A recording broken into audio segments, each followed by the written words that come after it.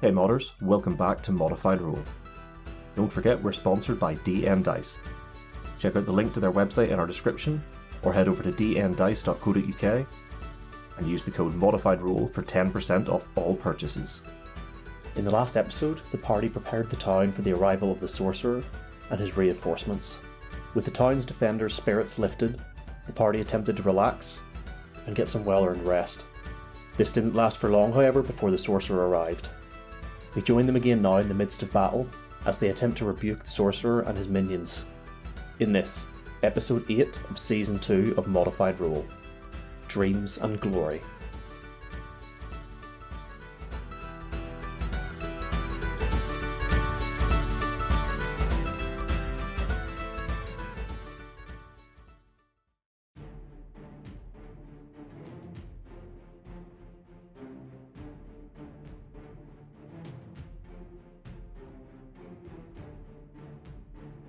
Run in fear. Shit. Literally every group hears this bellowing voice from this sorcerer as it washes across this town, and they flee. Yeah, no, it's frightened. Literally every group hears this bellowing voice, and literally, I'm not joking this, I rolled for all of these, Sorcerer. Literally every group washes across this town and they flee. But two groups stand their ground. Oh god.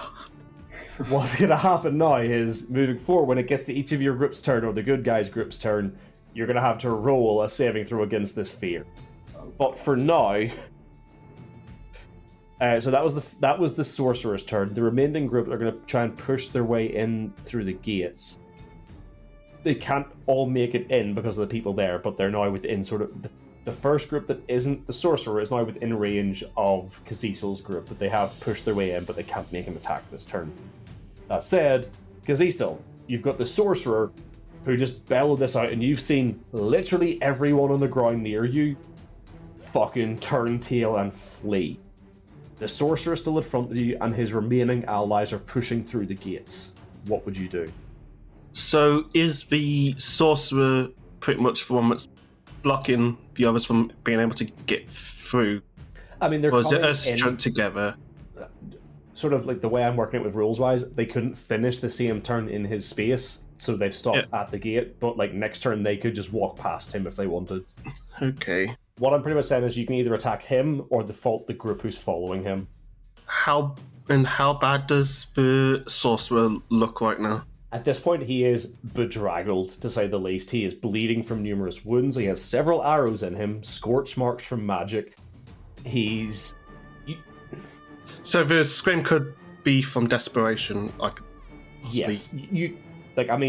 You're not a tactical sort of genius, but you can tell this is him trying to gain some space to get his allies in. Give me a insight check. Insight. Let's have a look. I have a +3 to that. 23. Cool. You don't think a single hit's going to finish it off, but a couple might if you roll well. So you can tell he is like on his last legs currently. This is him. This is desperation. He's trying to make space so that his allies can get in and cover for him. In that case, I'm going to swing my axe at the Sorcerer. Yep. That's for one attack. And I think because this is a monk weapon, I can use Dex for this as well, can't I? Yes, I believe so. Maybe. So that is a 15. That's a hit. Yep. And then, so I'm going to use that attack to try and lodge the axe in, and then make 2 unarmed strikes on... Punch the axe head again. No, just trying to just get as much damage in as possible, so... Yep, roll. After I swung that... Yeah, so you've hit the first one, so do you want to roll your damage first, or do you want to roll for all the attacks first? I'm going to roll for all my attacks first. Cool, you rolled it, you hit your first one. So I've hit him with the axe with my right hand. I'm going to go for a punch from my left. That's another 15. That's a hit. And going for a kick. That's a 14. Also a hit. Okay, so the hand axe, it's a d6. That is a 6 points of damage for that one. Yep, he's still up. And I think it's d4 for unarmed at the moment. I believe so, yeah. That's a 3. And a 2. Right. You hit him with the axe, Yeah. and as it hits him, it bites into his shoulder, and you let go, and you step back as he staggers, and you launch him with 2 more attacks, and you punch, bang, bang, and it knocks him back. He's still on his feet, but he's hunched forward. He's holding onto the axe head in his shoulder, and his knees are wavering and buckling, but he is still standing. Okay.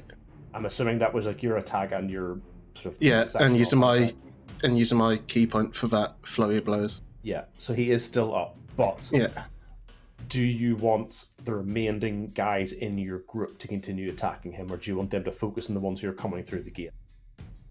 I'd want them to try and attack him as well. Cool. So I'm just going to have these 5 guys make attacks against him. Wow, that was 2 bad rolls to start with. Oh, that was even 2 more rolls. 1 guy has landed a hit. This sorcerer, he is struggling under your blows, but as your soldiers kind of rush in and around you, he can see that Sinclair's kind of backed off. They've moved away, so he only has to focus on one side, and he's waiting for the attacks now. He's watching them come, and he steps away, and only one of your guys is quick enough to catch him. He lunges forward with his blade and stabs. He thrusts, and he reaches, and you can see him lose his footing as he moves forward and just puts all of his weight behind this, and it catches the sorcerer in his stomach, and he falls to the ground, and the weight of the soldier pushing the blade into him, he falls back, and the soldier lands on top with his blade pushed through his stomach, and he cries out in agony and pain in this same language that you don't recognize. The words themselves grate on your ears and your brain, and they hurt to hear, but he cries out one final time and then falls silent. His arms that were reaching up towards the soldier fall limp, and he falls dead on the ground. The soldiers who are pushing through the gate stop. They go slack for a second. They lower their arms, and you can see them blink a couple of times and then take their weapons and sheath them, and then they stand there. The ones who had previously laid down their weapons also stand in a similar fashion with their arms by their sides, and they don't react. There's a couple of seconds as everyone takes this in. The rest of you who had been filled with this fear, this need to retreat away from the sorcerer, feel that feeling lessen and disintegrate, and you realize that you can turn and head back to where he was, and you see the same thing, this sorcerer lying dead on the ground with the blade through his stomach, and the people outside the gate stood doing nothing. What do you do?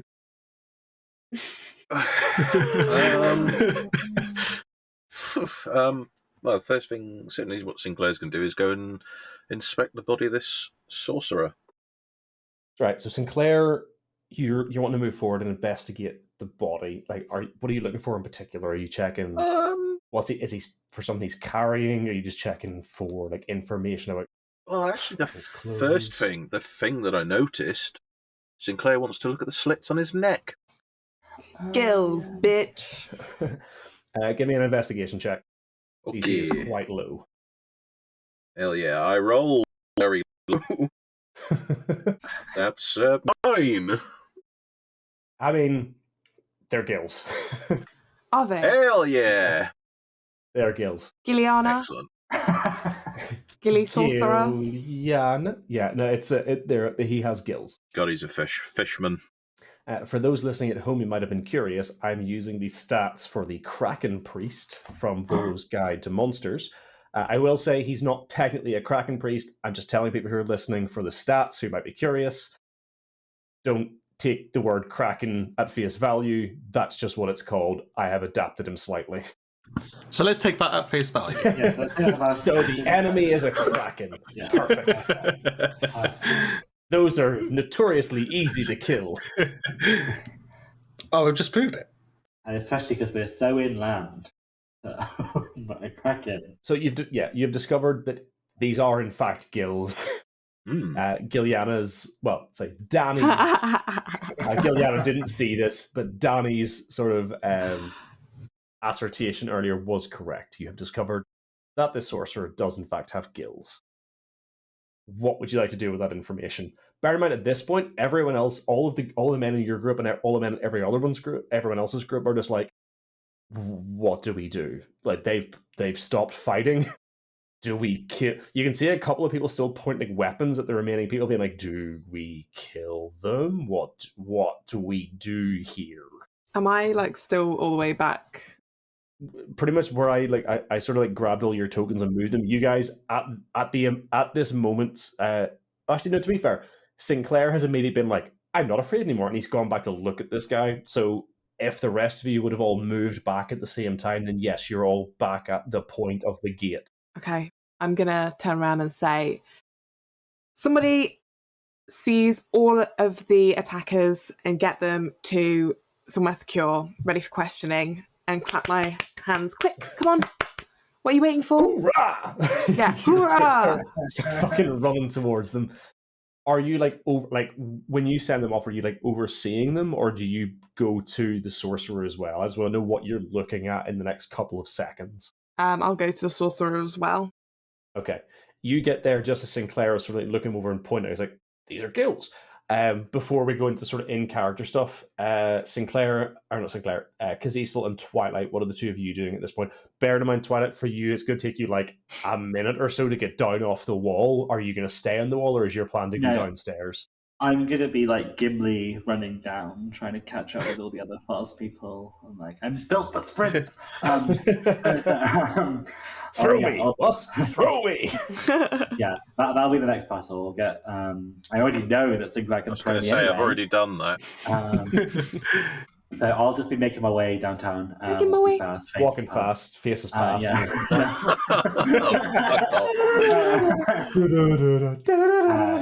She's probably wrong back, with us? She's going to tell the archers, like, guess it's over. I'm going to go down and see what's going on.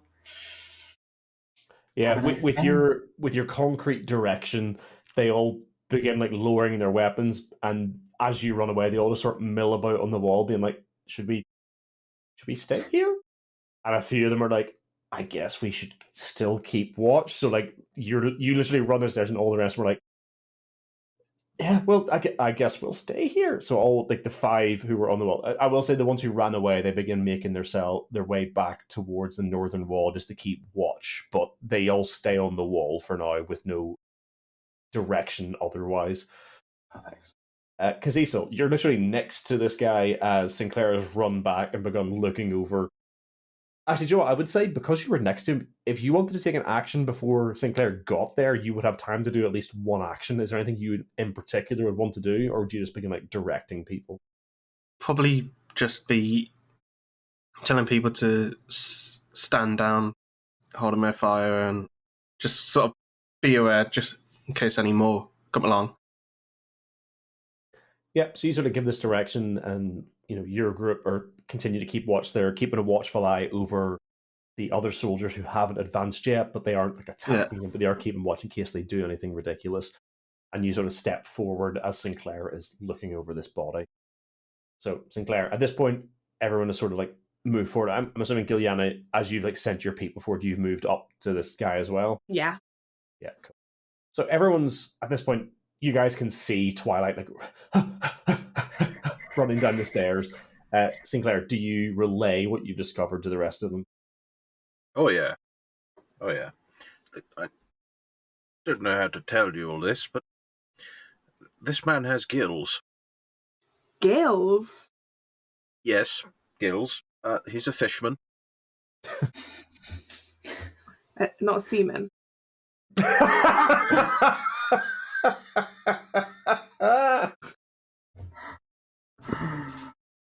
You hear one of your buff party members was like, "Ha! Good one!"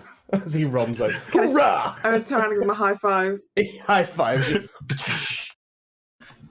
Hoorah! Simplify. Sinclair doesn't laugh. He just looks at you. Just like high-fives you and run past. And Sinclair's just like shaking his head. Someone goes for a high five, and it's just in a monologue is, for God's sake, is this not a serious moment? Sorry for Paylor's sake. So, do we know exactly what this one is? Does anyone I've never personally have any met experience? Any people of you? I mean, all of you, if you wish, can roll a history or arcana check. Twilight, I'm going to assume you've like caught up by this point, so you can do it as well. Okay, I'll like turn up and be like, "There's a load of randomly buff people. I don't remember them being in the village before. Like, where did they come from?" That's a 19 for Sinclair. All you hear in the distance, hop, hop, hop, hop, hop, hop. That is a 13. What were we rolling history? History or arcana, whichever is better for you. 10. That would be an 18. Okay, so Twilight, from your the studying that you've done, and Sinclair, just from your training and some of the studying you've done, you're aware there are people who worship beings outside of the standard pantheon. And actually, to be fair, even some of the standard pantheon may grant this as a sort of boon or something similar. This is something that has been granted by a higher power. This man has been gifted an ability, or in this case, skills, from whatever it is he's serving. You would not be able to tell whether this was a god, an outer being, a fiend. Well, you can probably roll out fiend. They're probably not going to give somebody gills. But you would not be able to pin down exactly who it is this person is following or what this person is following that has given him this, but you kind of gather that this is something that's been granted to him by an external power. He hasn't just developed these skills. This is something that has been given to him. I will kind of relay this to the group and be like, so he didn't start as Seaman, he became a Seaman. And He came. Yeah, he came. I read about it in a book called like Captain Pugwash or something, but it was like... I see. And yeah, and there was a lot about gills. I kind of skipped over it. Sorry, Gilliana, but like... yeah, it's something to do with some kind of higher being. I kind of tuned out and went and read romance books afterwards, so I'm not too busy on it. But like, yeah, he didn't start with these; they came to him. How do you give someone gills? Try really hard. I guess you're not wrong. There are many strange things that go on within the pantheons of this world. Look at the powers that myself and Twilight have been granted. Yeah, there's definitely many strange things that have happened here. I mean, you say this as you've got a guy stood next to you with like a glowing amethyst hanging in front of his, or glowing ruby in front of his head. Yeah, I know all about strange Seaman. Yes, you can remember Cecil is the ass man, yes. He knows all about semen. Cutting that.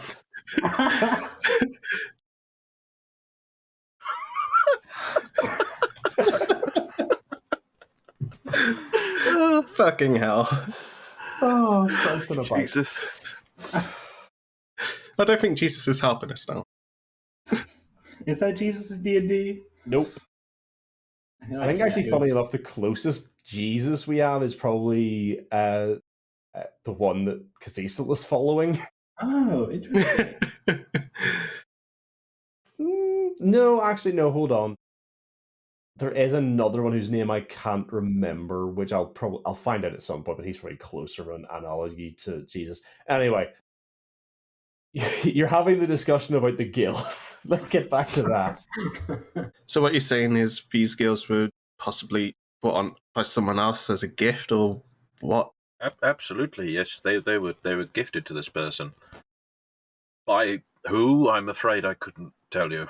Are any of the like other the people that were with the Gil guy like near me? I can just grab quick. So at this point, we're kind of assuming that conversation took a couple of seconds. Any like dead bodies or anything? I mean, there's definitely dead bodies next to you. Would you want to look at a dead person, or would you want to go outside the gate to one of the living people? No, I want to look at a dead person. Okay. What are you trying to find out about them? I just want to see if they have gills. Easy check. No, they don't have gills. Well, not everyone has gills. So if the cult... Episode title, not everyone has gills. They're not that lucky. So if it's not a gill cult, that's what I'm getting from this. So luckily, it's not another cult from what I can see. I will say, Sinclair, you rolled pretty high on your investigation check, didn't you? Yeah. No, I rolled low on my investigation. I rolled a 9. Oh no, yeah, that's why you just worked out. Yeah, they were just gills. Gilliana, like they're fish things. Yeah, fish people. Gilliana, seamen. Gilliana, you can roll an investigation check while you're checking for the gills on these people. Do I get advantage because my name is Gilliana? No. Oh.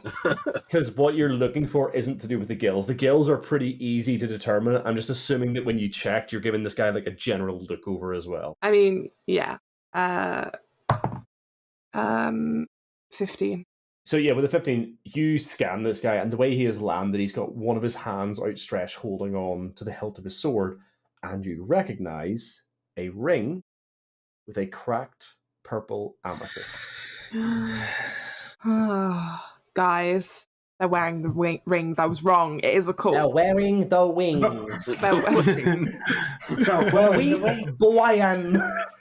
The wings of power. Sorry, when you said it, all I could How picture was dare Monty you? Python. Wawis Boyan. We are terrible. I'm a fucking horrible person. Anyway, go on. Well, I don't remember what I was saying now. They're wearing the rings. Oh God, I can't say They're wearing the wings.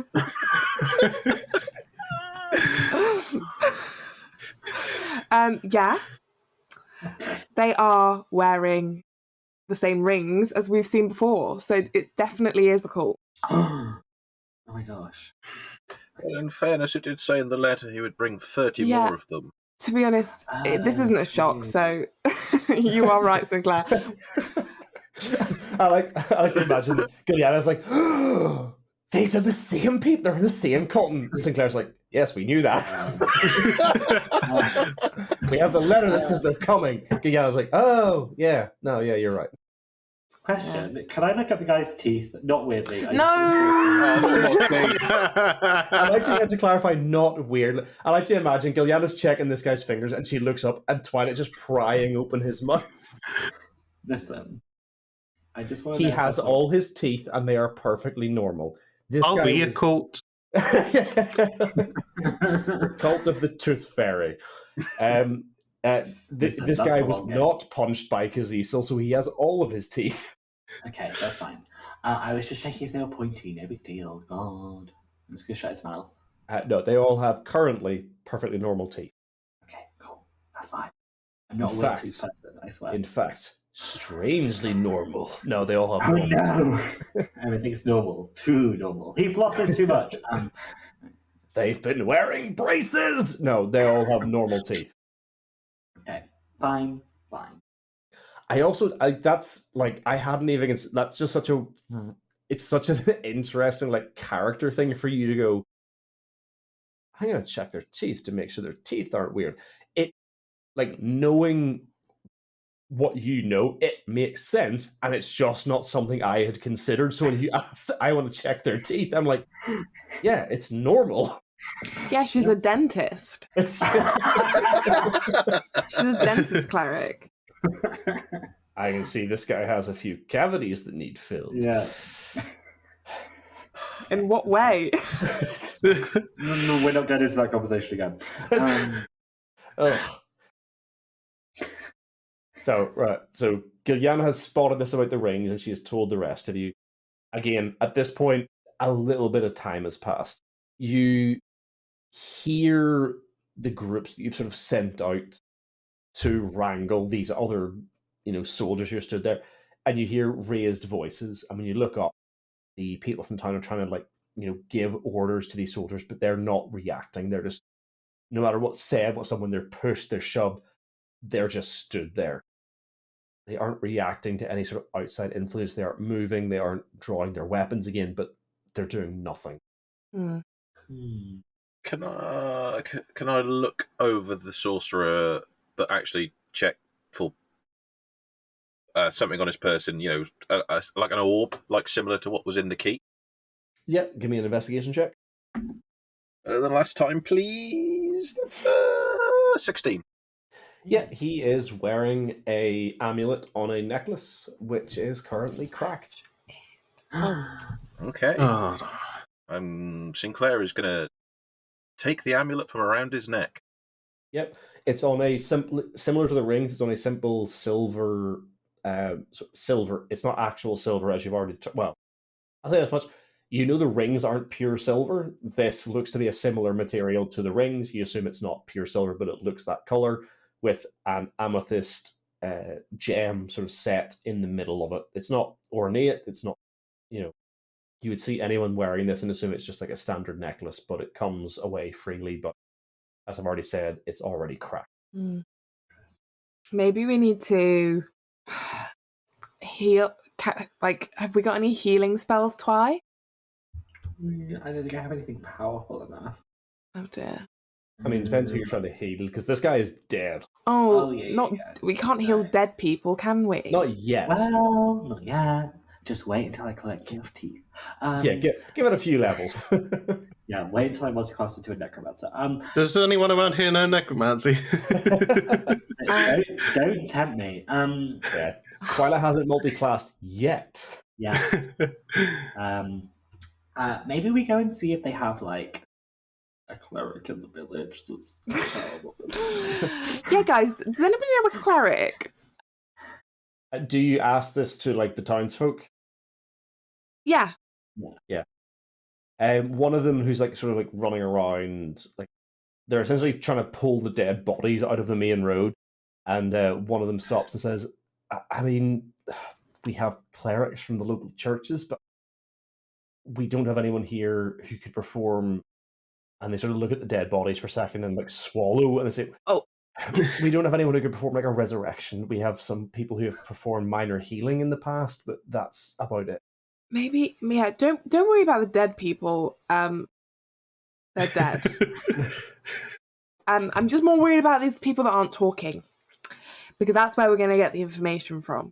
I mean, he sort of like looks between you and like the soldiers outside being shouted at currently, and is like, I don't know. Thank you for your help. They sort of look at you and kind of like, okay, and just wander off. Well, that was no help, guys. What are we going to do? Roll me a perception check. Oh. See if there's like a therapist's office around. I know, I was literally going to say, is there a therapist anywhere? Perception. Yeah. 18. Ooh. Yeah, as this person like wanders off, you hear them like, fucking risking my life for this bitch. Bitch!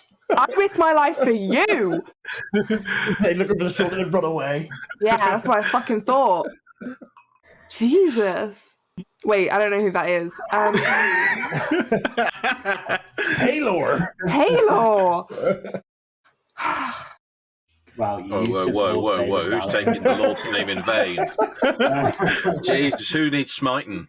That bitch over there, and I point out. You just see someone ducking behind a crowd of people. But so what you've gathered is there's like minor clerics from this type, like essentially they would be no more powerful than Twilight, you can kind of gather. Oh. Julio.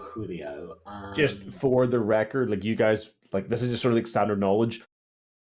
Powerful clerics are not sort of, every village and town. You'd be like, the major cities might have a couple of people who can perform high level magic, but you're not going to run into them everywhere. Like there's a reason that high level adventurers are in high demand. It's because the magics they use are exceptionally powerful.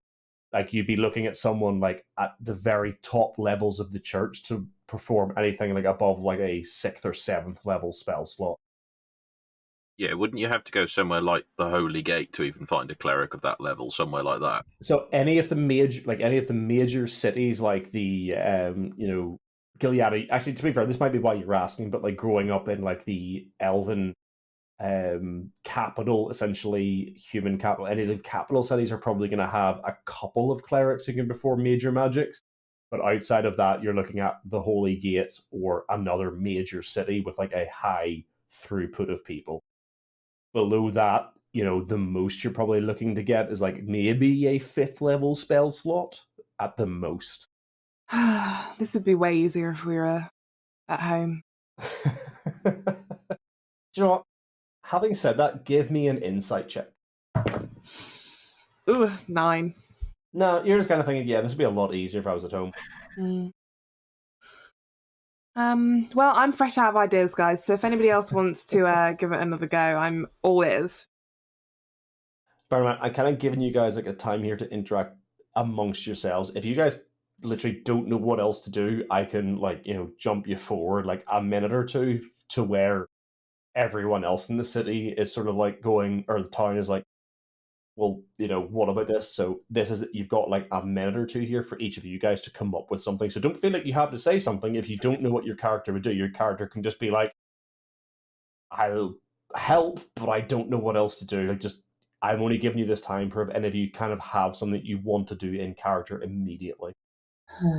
Well, we did that fight quite well, though. I thought we were going to get absolutely smashed, and we are alive. So this is something. High five! Everyone jumps in the air. High five, slow motion. High five. Freeze frame. I believe this town's safe for now.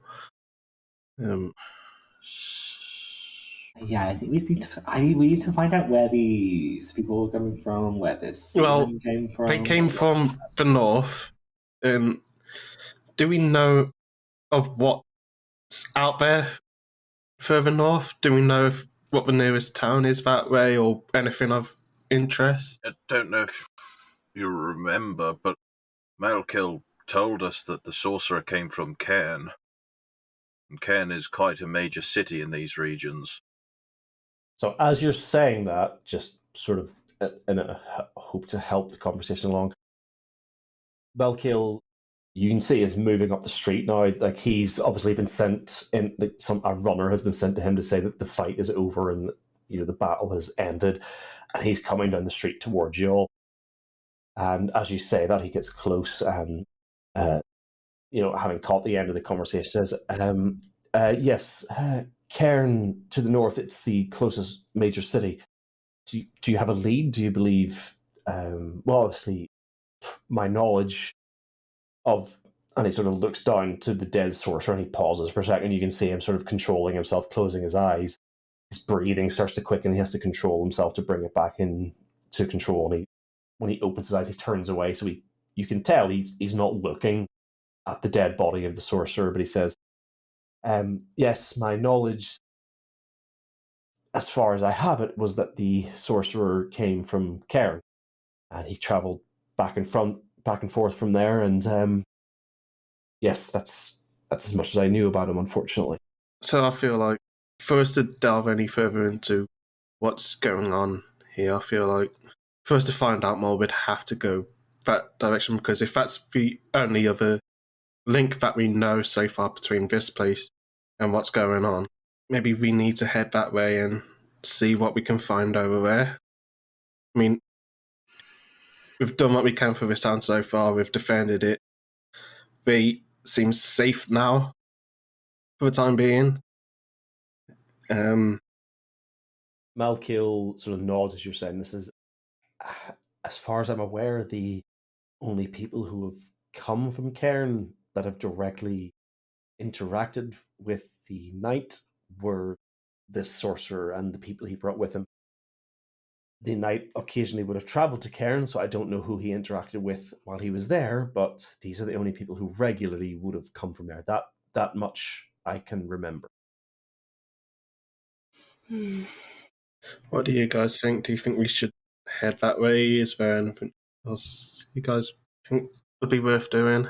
Yeah, I think it's our only lead at the moment. I don't know what, unless we want to talk to more pigeons here or like join the child cult. I don't know what else we could do.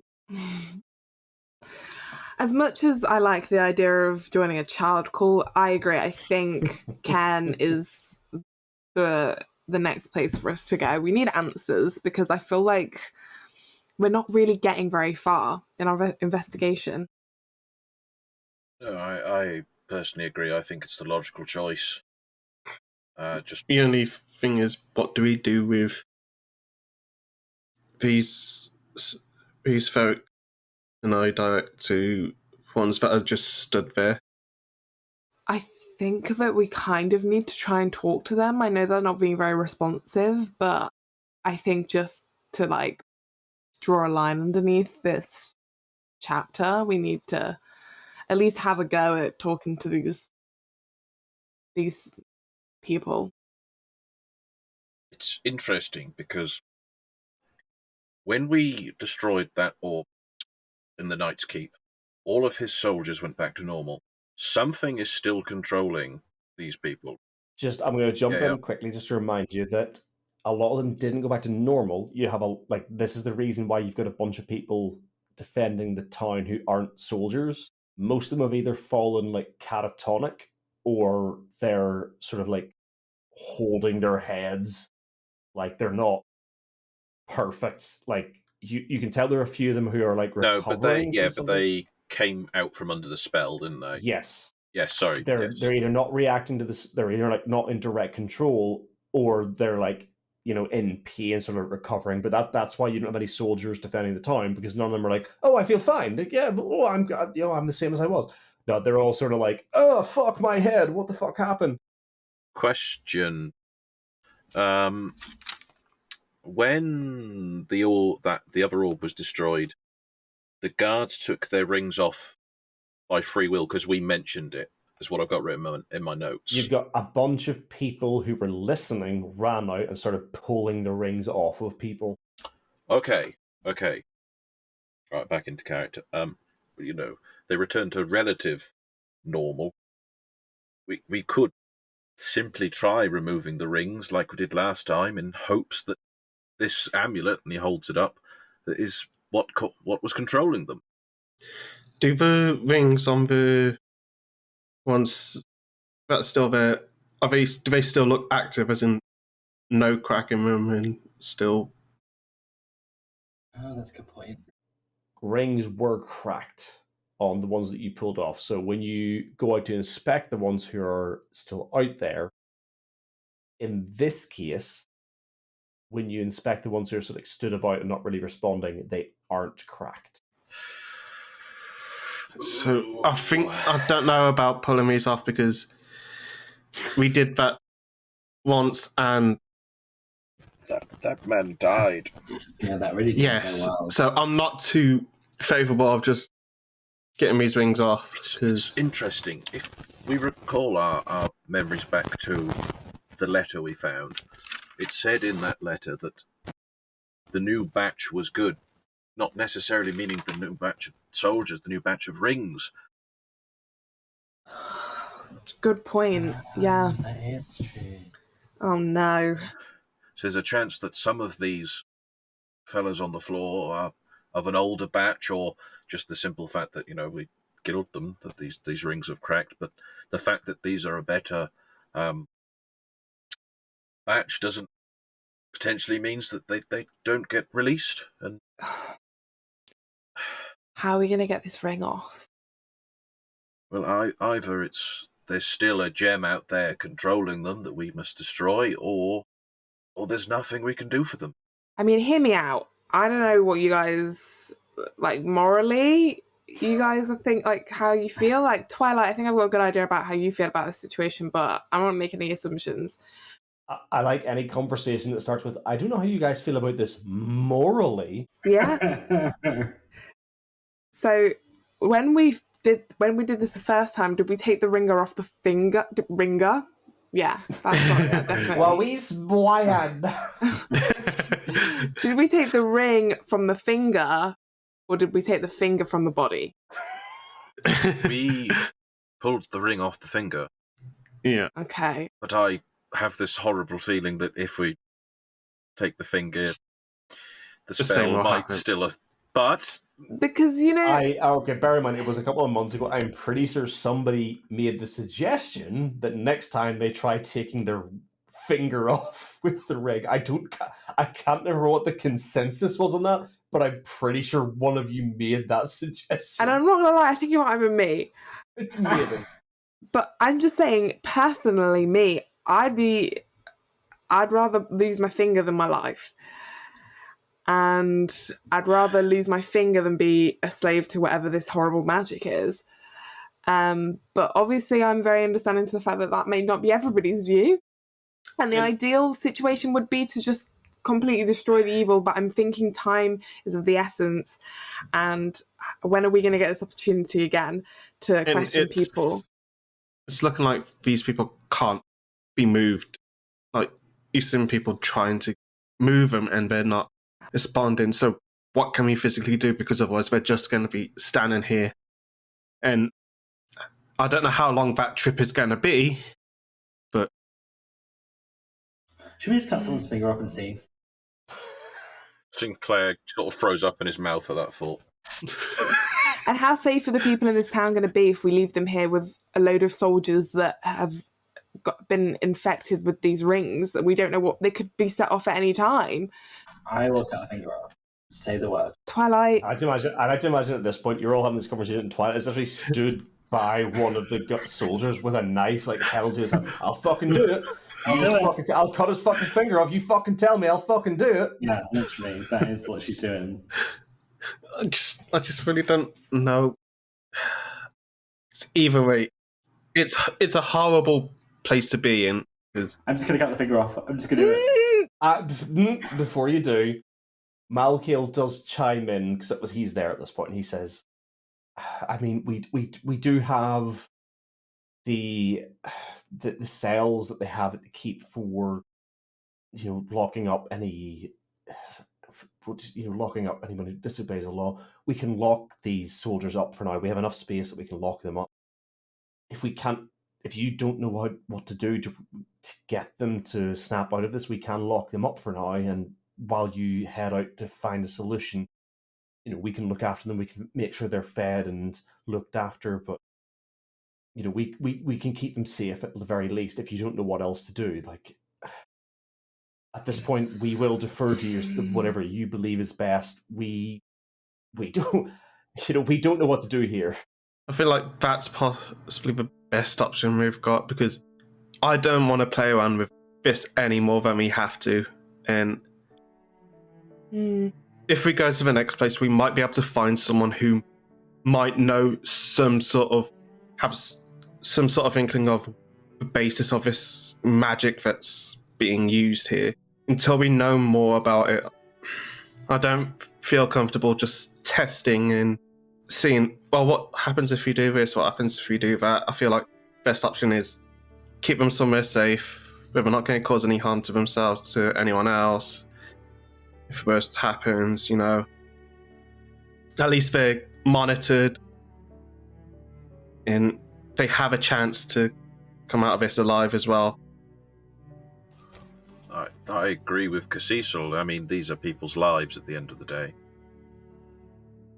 I don't know about other people, but I'm not willing to just condemn people to death straight up. Absolutely not, but I don't know how many innocent people's lives I'm willing to risk for the sake of some people who we don't know can be trusted. I agree, there are times to get your hands dirty and there aren't, but I think there's nothing wrong here with putting them in a cell, and if we have to deal with this at a later date and come back here, we'll do it. We could maybe even by then be able to dispel the magic straight away. They'll be looked after here. Who's going to look after them? Well, Malkiel said he will. Malkiel and his people. Sort of like, you can see him visibly puff out his chest and say, "We may not be soldiers, but I believe at the very least we can keep people looked after in a cell." And he sort of glanced to Sinclair. "So long as we can ensure they're locked up safely, we can look after them." given the state they're in, I don't think they're going to give you much resistance. Well, hopefully we find the crystal before anything bad happens. Fingers crossed. I'll just drop the hand. The whole time, Twilight's been stood off to the side, like holding a hand up with a knife against one finger. I'll fucking do it! I'll do it! It was my little sickle covered in stars. Anyway. Yeah. I'm just gonna put my sickle back on my belt. I mean, I'll say this: if you want to condemn an innocent man to death right here and now, by all means do it. But I'll have no part of it. No, you would logicked me out of it. I was just in the heat of battle. Says the man who threw a party member against the wall. Yeah, exactly. It's Yeah, we love to play Really across the nice. room. We love to play nice in this group. Oh, I've started it up again. So, from what I can gather, the consensus, the begrudging agreement is that we're going to try and lock these people in a cell and not cut off any fingers for now. Yeah. Cool. So Malkiel sort of passes this out to the people. You can still hear in the background people like yelling. He's like, why are you not doing this? And like there's like these other soldiers that have come in are doing nothing. Malkiel sort of grabs a couple of people nearby and directs them. And they're at this point just bodily picking these people up and like slinging them over the shoulder. And they're not reacting. They're like, they're not fighting them, but they're also not making it easy. But people are like picking them up bodily and carrying them towards the keep where there are cells where they can be locked away for now. Malkiel turns to the rest of you and says, We owe you too much. And rightfully I cannot ask you for more. But we cannot, like, you saw us without your direction. We could barely mount a defense. We could perhaps look after this town for a time, but if we could press more upon you, could you please head to Cairn, find out what is happening, speak to the other nobles there, and see if we could be supplied with some form of defense or find out what is going on here. I know it is asking much of you, but you were brought here on false pretenses. From what we can tell, these monster attacks, these so-called monster attacks, were the Knight's own doing. Instead of fighting some imaginary monster in the countryside, could we please press upon you to head to Cairn and ask for assistance for us and find out just what has been happening? And you can see Malkiel again getting emotional and choked up on his words as he begs you to assist him and his people in this town. Absolutely. I promise you, Malkiel, and I promised you this before. We'll find the source of this. He nods. He turns to someone who's followed him from the centre of town. He says, I wish we could offer you more, but with the people who were already injured, this is the most we can do for you. And he turns to the person next to him. He pulls 2 bottles. Please take these. And he reaches you 2 healing potions. Just standard healing potions. I thought they were going to give us a bottle of wine. Better than a bottle of wine. Yeah, it's just Echo Falls. Bottle of Lambrini. Bottle of Buckfast. Wee bottle of Bucky. Yo! No, he hands you 2 healing potions. Okay. And he says, I don't expect you to head off immediately. I know you've been through much, but I hope these can help you. It's only a few days from here to Cairn, but I hope these can help you on the way, and I hope I can get you there that much swifter. And he reaches whoever would take the healing potions from Yeah, you. who wants to take the healing potions? I'll take the healing potions. I mean, just from having re-listened to the level up talk, I know Giuliana was hoping to have the healing potions to give to people with their new disengage action. Oh yeah, I'll take one. Yeah. I'll take one. Someone else can have the other one. So do you get the iron because he's still... Yeah, so I'll... Yeah. I have magic healing stuff, so... Yeah, same. And they're like the... Lol, we don't need potions. I have axe, I punch. I punch things. So you've got your healing potions. Do you guys, like... Again, this is just for your like intergroup thing. You can talk about this out of character if you want or in character, but do you plan on like spending the night here to have a long rest, or are you guys going to head off like immediately? Now, what sort of time would it be? How much daylight is left? Is it towards the evening? So or when you guys headed into the keep, it was like before sunrise, and by the time you came out, it was like sort of early, sort of mid-morning. At this point, you're talking late afternoon at the latest. Okay. God, what a day. Yeah, a lot has happened in a very short period of time. Maybe it's a good idea we rest up, head of the journey we've got to make. I think we've earned some rest and some respite, don't you? I think you're right. I think we should take the night, head out early in the morning. Sounds good to me. There we are. We have it. A plan. As you guys are discussing sort of heading on to Cairn and resting up for the night, Malkiel says, of course, we won't charge you to stay and rest. Like, please stay, rest up for the night, and head on in the morning. We want you to be at your best. We cannot express enough our gratitude for what you've done for us so far, and anything else you can do in the future means the world to all of us. We would not begrudge you a night here within our walls. We will cover that ourselves. In fact, please, we will put on a feast to celebrate what you've done here today, and it's the least we could do for you, honestly. It is a time for you all to celebrate. All the townsfolk. You all fought It hard. wasn't just us. You all helped. Exactly. You all fought hard. You fought the longest battle than any of us. You've been here from the start, and you've seen the other side. You've fought through it, and you've won. You've won back your town. You've won back your home. As Cecil says that, you can see the people you've fought alongside, the people you've been defending the town with, look at each other and clasping each other on the shoulder and shaking arms and... Sorry, hoorah! That's all I'm thinking. Clasping each other in the forearms, and you see them all. So say, like, yeah, we did do this. Like, we defended our town. We did what we could.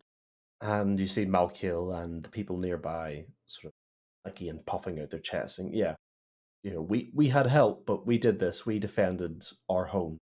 And they smile and they sort of they take you down back to the inn you were staying at, and they put on a spread, and there is a bit of a celebration. There's still a tension in the air as people worry about what's to come, but for tonight, people are able to celebrate.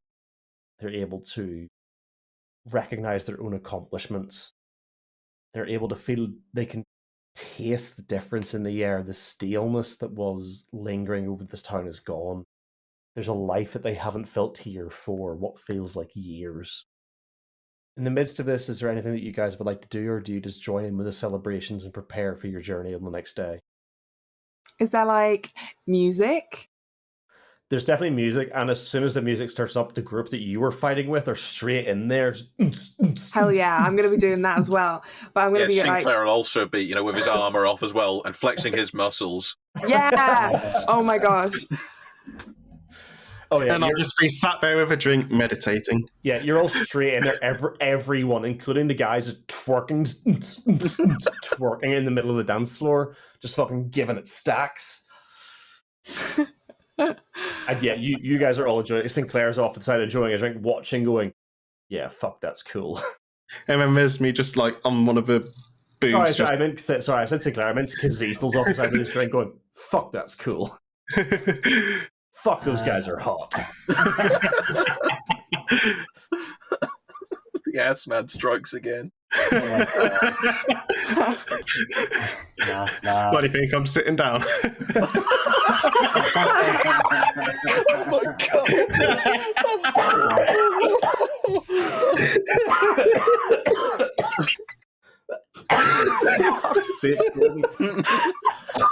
Are you trying to kill me?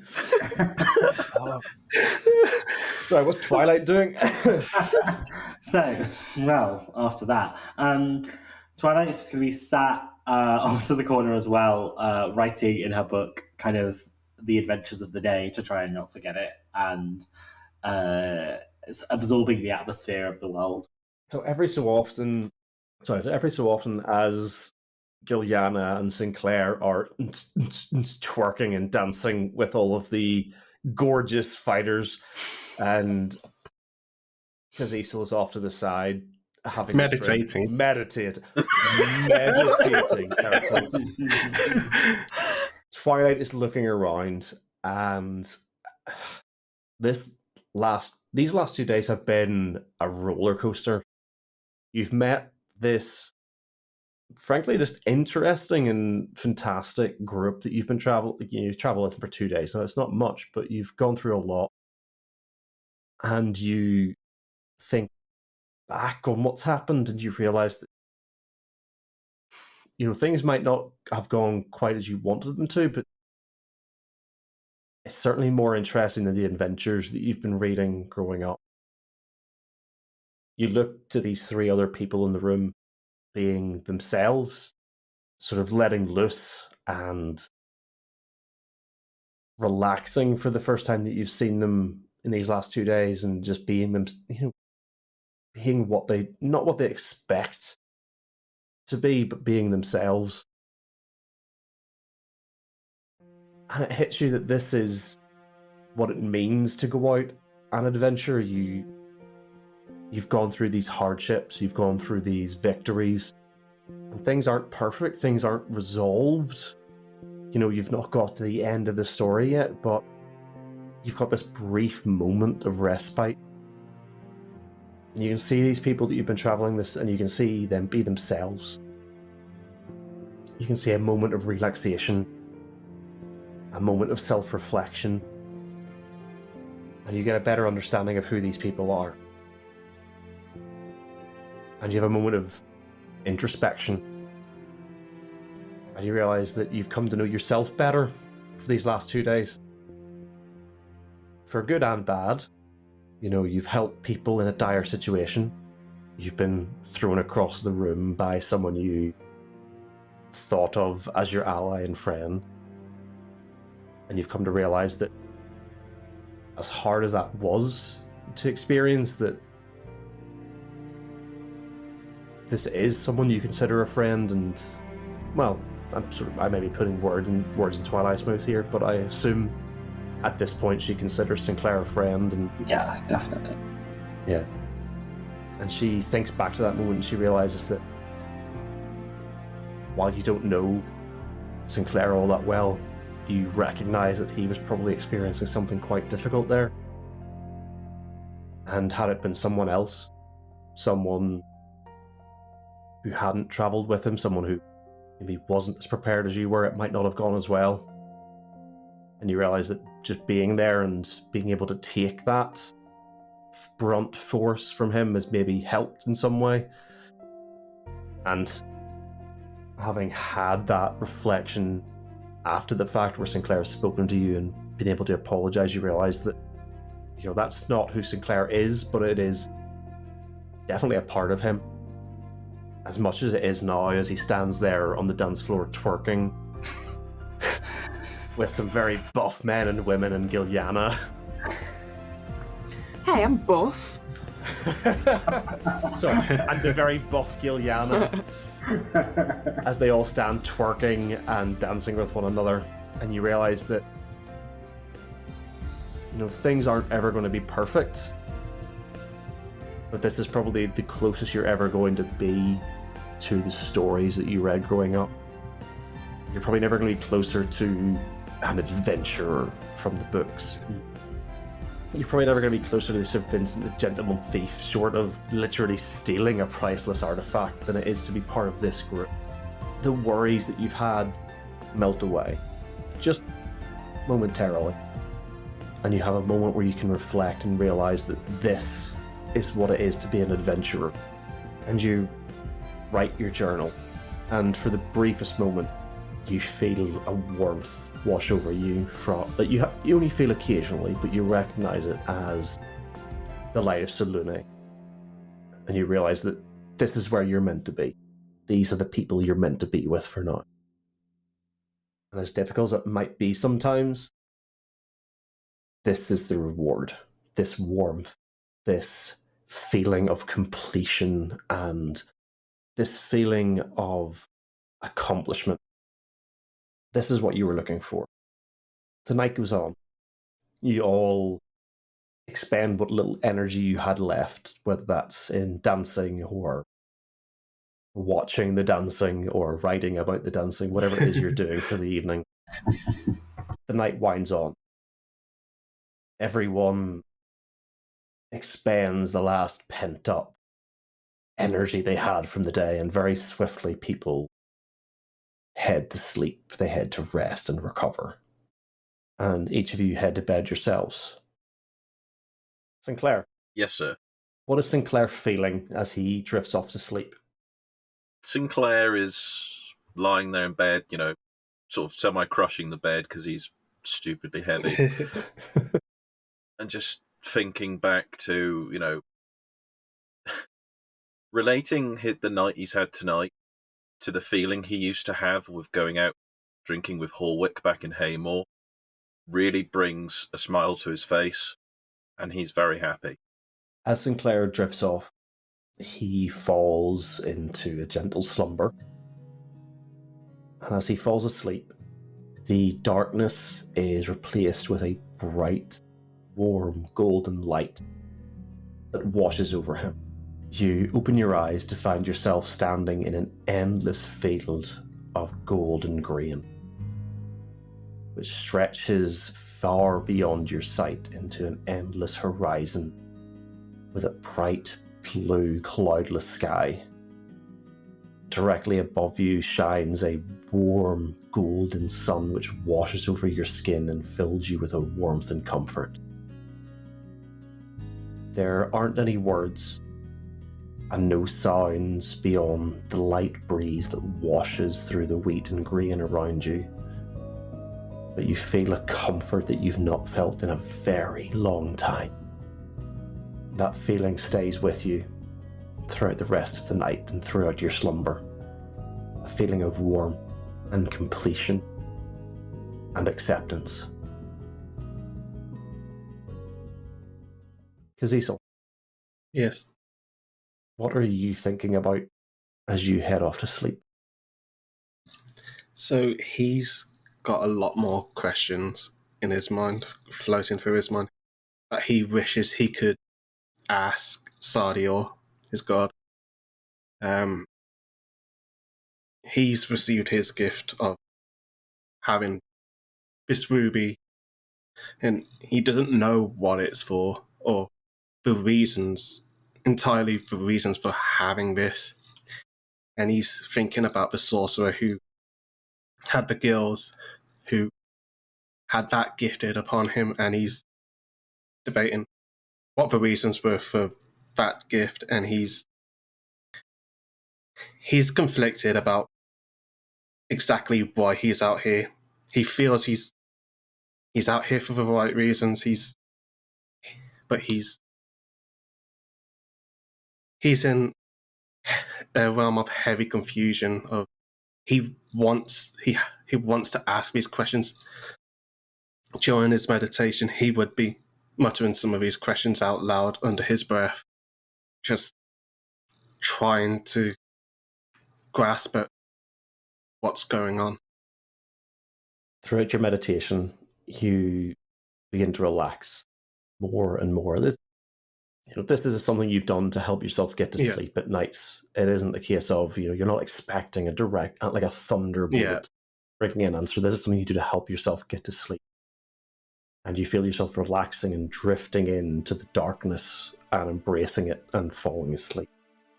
And after a time, you start to feel yourself suffocating. You're struggling to breathe. You feel a tightness around you, and you feel your body tense and your eyes open. All around you is a bright, glimmering red. And it takes your eyes a second to focus, and you realize that what you're looking at is the side of a great ruby. And then the tightness lessens, and it becomes more gentle. And instead of feeling a tightness, you feel like you're being held.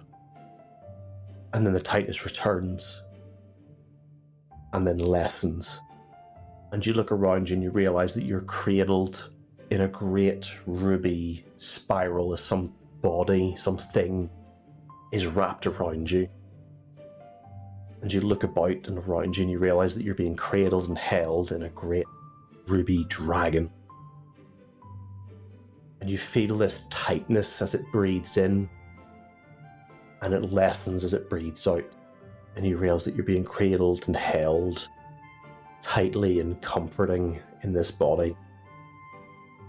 And while you hear no words, no spoken directive, you still feel a comfort of being held and reassured.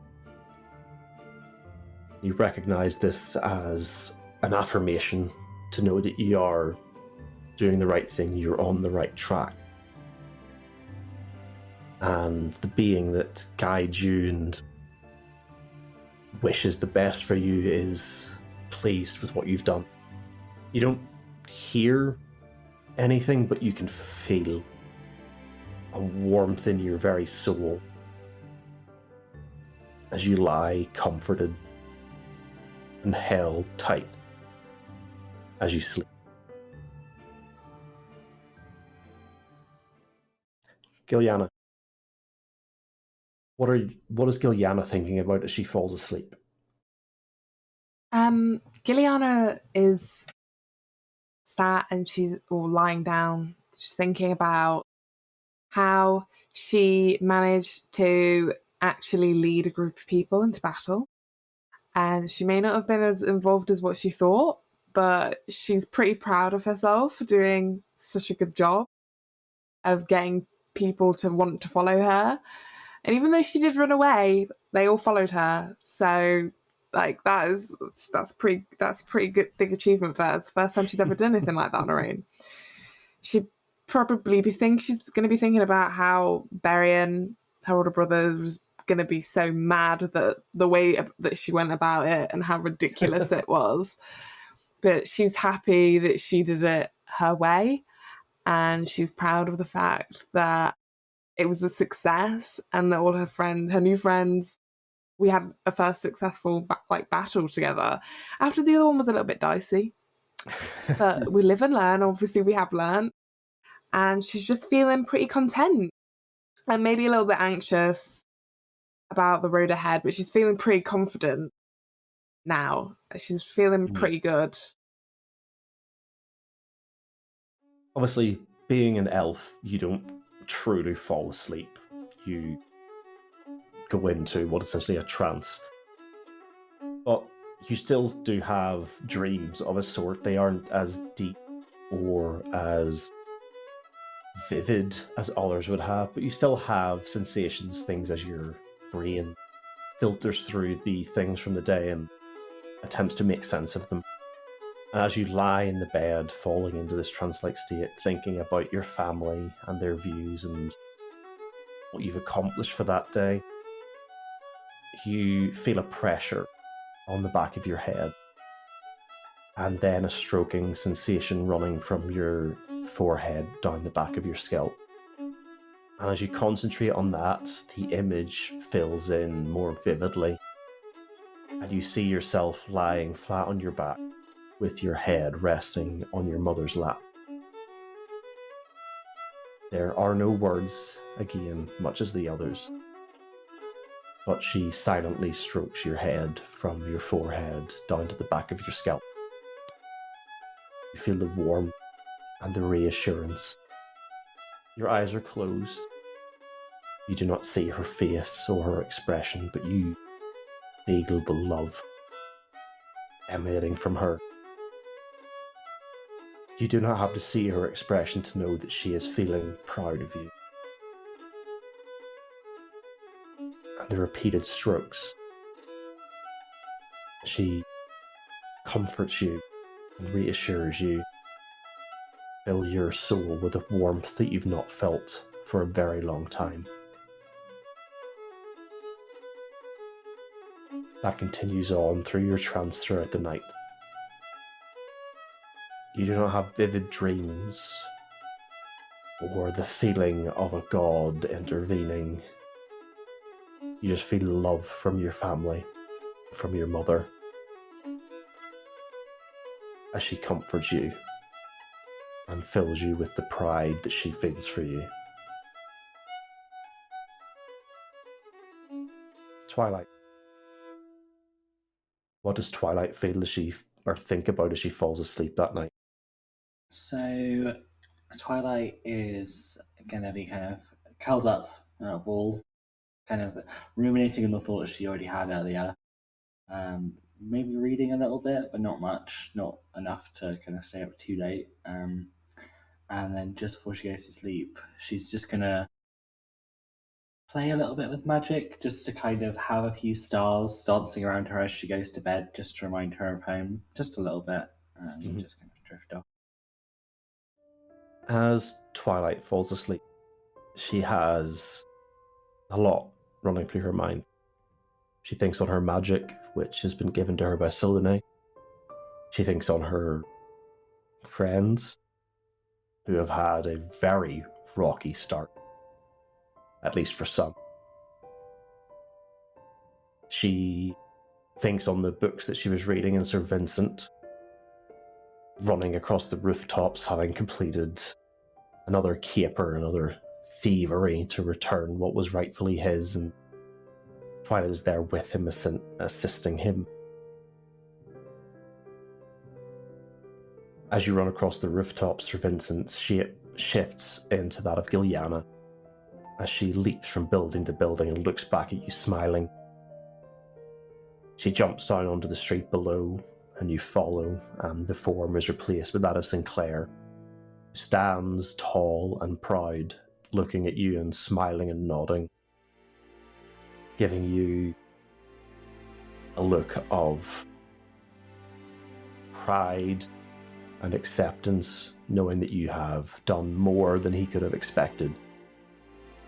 He steps around the corner and you follow, and you see Kazisel stood watching and nodding, waiting to follow your example.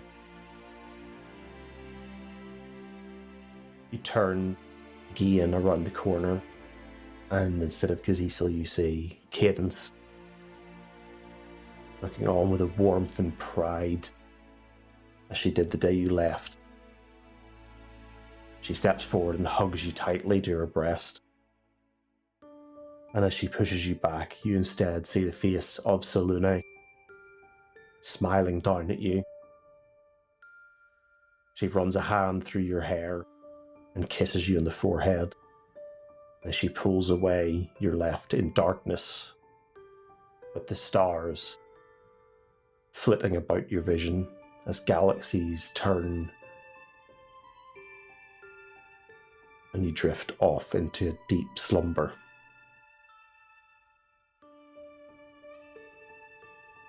Each of you awake the next morning, feeling refreshed, and the best you've felt in, 2 days really. You know that you have a journey ahead of you, and tasks to accomplish, but for now you revel in what you've accomplished the day before. You feel a warmth and a sense of pride well within each of you, ready to take on whatever this day has to come.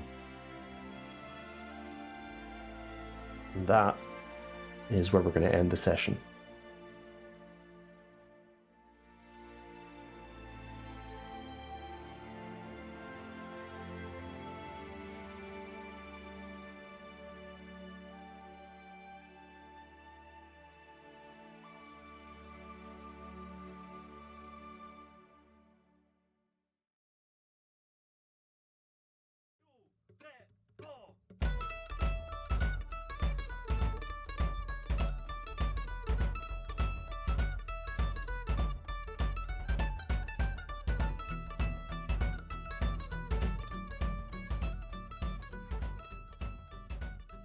Well, that's it for another episode. Thanks for sticking with us. As usual, I'd like to thank Lixie B and Jeff for the wonderful logo and character art they created for us, the Storm Weather Shanty Choir for letting us use their song Drunken Sailor as our theme tune, DMDice for sponsoring us, and all of our wonderful Patreon supporters who have been helping us out. Our recommended podcast for this episode is Kill Every Monster. This is sort of an odd podcast, as it's a sort of combination of an actual play as well as a discussion and review podcast. Aaron, the creator of God's Fall and editor for Total Party Thrill, sits down with Dylan, a physicist from Canada, as well as a guest every week, and they will run through one of the monsters from the Monster Manual, discuss its pros and cons, what's good about it, what could be improved, and then at the end they will run a little one-shot which involves the guest playing the role of that particular monster as they sort of highlight what they've just been discussing.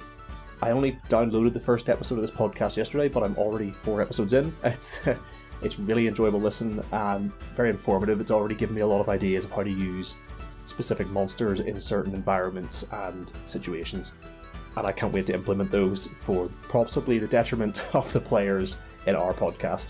But definitely go and check them out. That is Kill Every Monster, and we'll have links for that in the description. We don't have a promo today, but instead I just wanted to shout out a quick project that I worked on, as well as highlight one of the things we have going up on Patreon this weekend. So recently I was a contributor for Creatures of the Underdark from Grimm Press. This almost immediately hit the best-selling page, or the most popular page on DMsGuild, and I think we've already hit silver medal on there. It's a fantastic compendium full of an absolute metric ton of creatures who are all supposed to be native to the Underdark environment. Honestly, I can't sort of overstate just how big this supplement is. It is just absolutely huge, full of creatures, magic items, I think there's a few spells. You should definitely go check it out, especially because one of the other contributors was Dix from Help Action, one of the podcasts we like to talk a lot about on here. They're featured a lot. And to sort of help promote this, I invited Dix to do an Explore the Lore, much like I did with Max. So on our Patreon this weekend, we will have a special Explore the Guest Lore episode again, this time with Dix from Help Action. At this point, I've just sort of made it my goal to get all of them on, round out the whole group. I get them all on to do an Explore the Lore episode. It's always really interesting and fun to talk to these guys. They are professional DMs, they have a lot of ideas and a lot of experience that they've used for their own games, so you should definitely go check that out. Especially because I'm sort of riding this promotional train here. Dix has been writing for another publication, this time the Goblins of Beetle Hollow, which you can find on IndieGoGo. It was funded in 24 hours, and to be honest, I'm one of the backers. I've already pledged to this because it looks just so interesting. It's going to be a 5e D&D setting, and it's just it's a bit different from a lot of the other stuff you can see out there. It details sort of lore and locations for the Hollow itself, and provides mechanics usable for D&D, where you can create goblin characters with dark gifts, or find out what happens when a creature eats red eye. Beetle Hollow is going to have a lot of stuff in there, and I'm already super excited to get my hands on a copy. So go and check that out on IndieGoGo. We'll have a link for that in the description as well, but that's just another thing that Dix has been working on. But other than that, we just have the standard Patreon things going up this weekend. We'll have a session debrief, as this recording was the last part of session 4. So going up this weekend, we will have a sit down with the party as we all discuss what happened in this session and how they think their characters felt, and out of character how they themselves felt. That will be available only to Patreon supporters of a specific tier and above, but the chat, the Explore the Lore with Dix, will be going up for free. So even if you're not a Patreon supporter, you can get access to that, as well as the Explore the Lore we did previously with Max. That's also up there for free. So if you haven't given that a listen yet, I highly recommend it. They're both really interesting, and I got a lot of information from both of them that I'm hoping to use in the future. But other than that, that's it for this week's episode. Thanks for sticking with us, and we'll see you soon.